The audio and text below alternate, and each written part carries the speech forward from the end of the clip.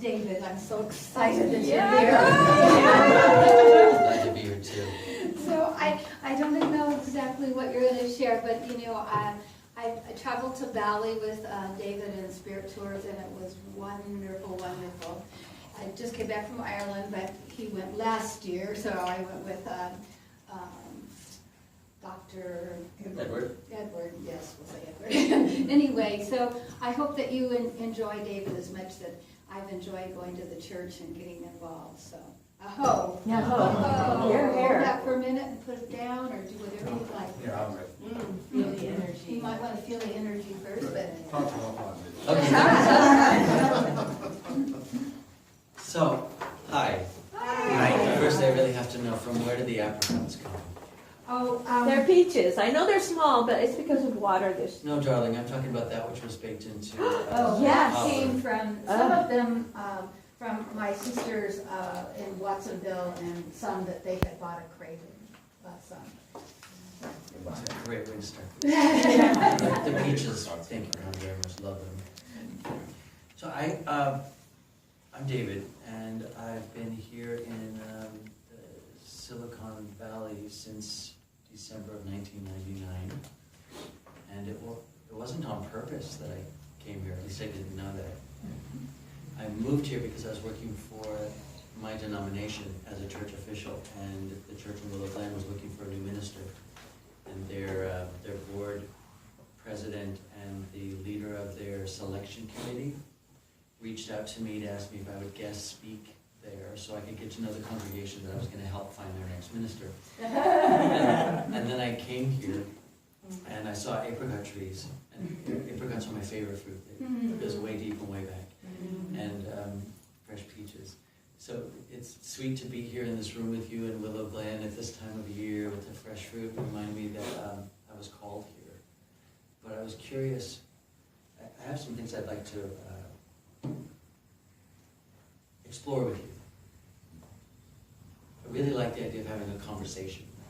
And I have to tell you, this morning getting ready and putting on a polo shirt and not a crispy Brooks Brothers shirt and tie was just delightful. But then when I pulled in, I realized I haven't been here in a while. I'm not sure what's currently going on. And then I saw Joyce and Davey in dressed like they are, and I went, oh, thank God. You know what I'm talking about? Oh, yeah. And this medal was given to me yesterday from one of the members at Center for Spiritual Living. It's a St. Christopher medal, but St. Christopher's on a bicycle. For those of you who don't know, I just returned from a 545-mile bicycle ride to Los Angeles from San Francisco. I've done it 9 times, and it's really beautiful. And every time I do it, it's because I think that I can't, and I think that I won't, and then I realize, just get on your bicycle and pedal. So as I was exploring, firstly, Davey, thank you for reaching out.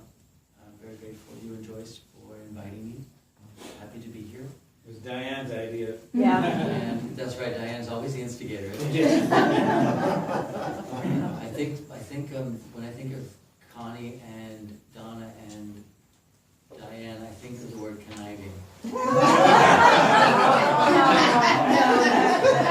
And I mean that in the best possible way. Yeah, we understand. Yeah, I bet you do. Did you say your name is Adriana? Yeah. Nice to know you. But we've met once before, We might have. somewhere. Good to see you. So what I really wanted to know is, why am I here? On the planet. No, like, what do you want from me? I wanted you to share some of your journey that, got you to where you are today. I mean, you shared about the most recent as far as being a minister, but, I know that you've done a lot of traveling and spiritual work, and at the church there's a deeper spiritual group you've been working with, and so that's kind of what I was looking for. I come here to see what toes to nose means. Ah, That's the title of this talk. your toes to nose, that's actually been very helpful to me. Yeah? And I will not leave here today without clarifying what that is. Okay. So why do you come here? Anybody? Community. Community, spiritual fellowship? community. Learning spiritual information. Nice spiritual family. Fellowship. Yeah, we got a vision for Like-minded 2016 support. to 2018, Coffee. expansion of. Yeah. I think inspiration. Support. Yeah. Friendship. Healing. Love. Yeah, all of the above. All the Yeah. Anything that one wants to do. And Raina, you founded the group? One of them. And who's Tom? Tom is a dear friend who hasn't been with us too much lately. He's battling cancer. Okay. And is this still the Divine Science Center? It's called it. Community for infinite Community. spirit. Yeah, I saw the sign Yeah, out there. they renamed themselves. Is it, but is it still linked with Divine Science? Yes. Mhm. Yeah, yeah, she's still a divine science minister, but I think she's making it more inclusive. What's her name? Christine Rose. Okay. Do you know the history of Divine Science? Yeah, I Oh. How it's a cousin to science? Mark? Yes, it is. She gave a A lecture. long time ago in a galaxy far, far away. Mary Baker Eddy, Christian Science, had personal experience of what she called third-party absentee treatment, which basically was the beginning of studying the idea that you could pray for my sister who's in Missouri, even though my sister's in Missouri and has never met you. And third-party absentee, she has a healing. And Mary Baker Eddy had that experience with a man named, it's the funniest name ever, Phineas Parkhurst Quimby. Wow. Phineas Parkhurst Quimby is known as the father of New Thought, but Mary Baker Eddy had literally a physical transformation, not unlike you were talking about with your husband. She was so moved that being moved is sort of what opens up our ability to get things. And she started Christian Science, as probably many of you know, but one of her great students was Emma Curtis Hopkins. It's funny, they used three names back there: Mary Baker Eddy, Emma Curtis Hopkins, Phineas Parkhurst Quimby. Emma Curtis Hopkins. Emma Curtis Hopkins is known as the teacher of teachers. She is, was, and still is, a great instigator. She was probably a lot like what I'm noticing in you. You're all a little bit of a maverick. You know? Not quite going to take what everybody tells you as face value. It is difficult. You know, I was a Catholic altar boy, so every time you do that, I call it trying to herd cats. They're all right. So she and her teacher had words and disagreements, and Emma Curtis Hopkins left Mary Baker Eddy and started her own exploration. Probably not unlike what's going on here. She didn't have anything against Mary Baker Eddy, but she believed that Mary Baker Eddy was a little too rigid with saying, this is all there is. Yeah. And I mean, basically, we know, who was it talking about, who was talking about quantum, was that here? Yeah. Charles? Cynthia. You said that because I do quantum healing. So we learn in that there really is only one thing. And it shows up as this mug in the table in your blood. But there's as many different perspectives as there are people in this room. So we have different views on it, viewpoints. So Emma Curtis Hopkins began to teach people who were really inspired. And one of her students was Ernest Holmes, who started Science of Mind.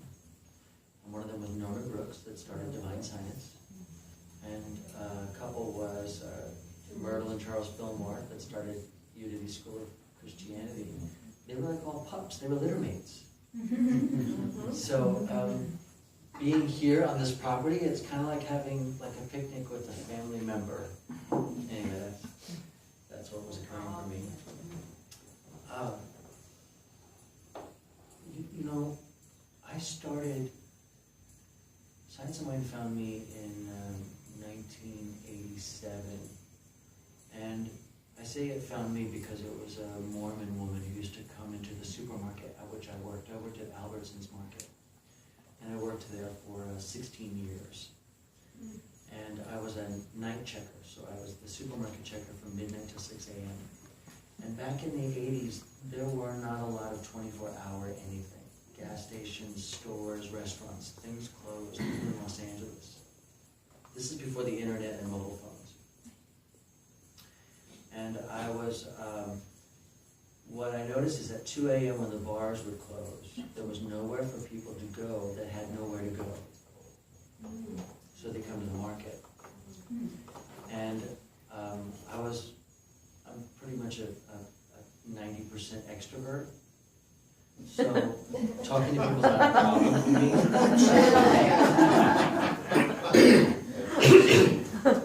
Oh, but as an aside, I've just been learning with the Myers-Briggs personality indicator.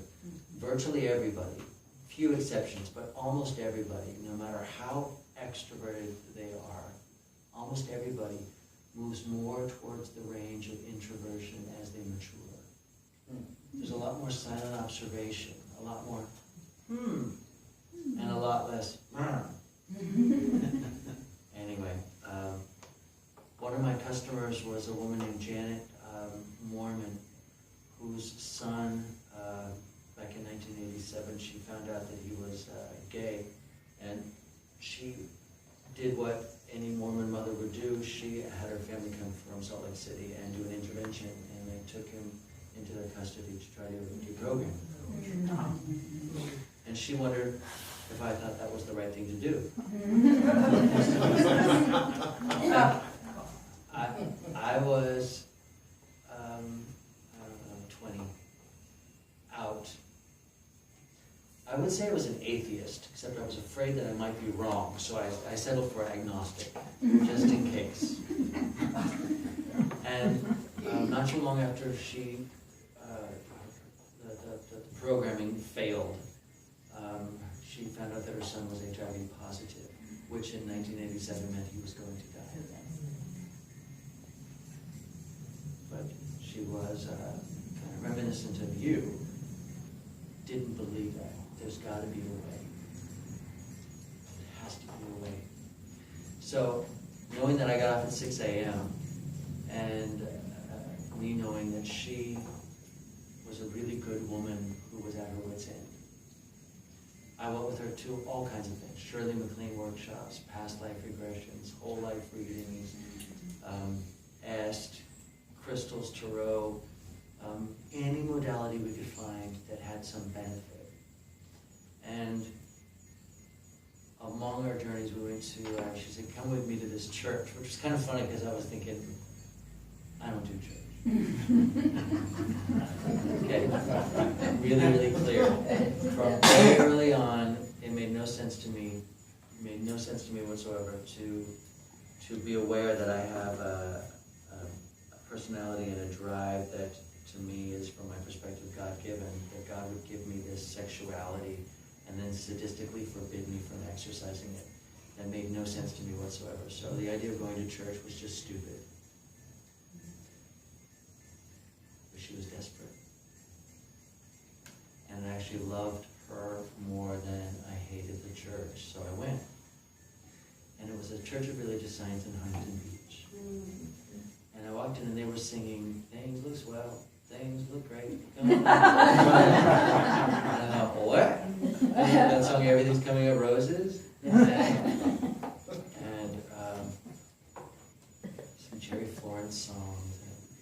Anyway, the woman who spoke, Dr. Peggy Bassett, later, she got up there to speak, and she sat down. She had a big lucite lecture, big spray of flowers in front of her. She was just perfectly coiffed and polished. And she says, "Good morning, Sir Optimists." Uh-oh, wrong notes. She had the wrong notes. And then she just put them aside and said, "What do you want to talk about?" And I fell in love immediately. And she spoke, it's like tickled something awake in me. And then in that moment I got what some people call a call. I hear people say that their life passed before their eyes. Everything suddenly came into clarity. What I didn't tell you as well as working at Albertsons, I was also doing a little bit of exploration in television work. So daytime soap operas and nighttime situation comedies. And so I was exploring TV. I was at Cal State Long Beach as a psychology major, and I was running around with crazy Mormon, Crystal Tarot, whole life reading. So here I was in church and I went,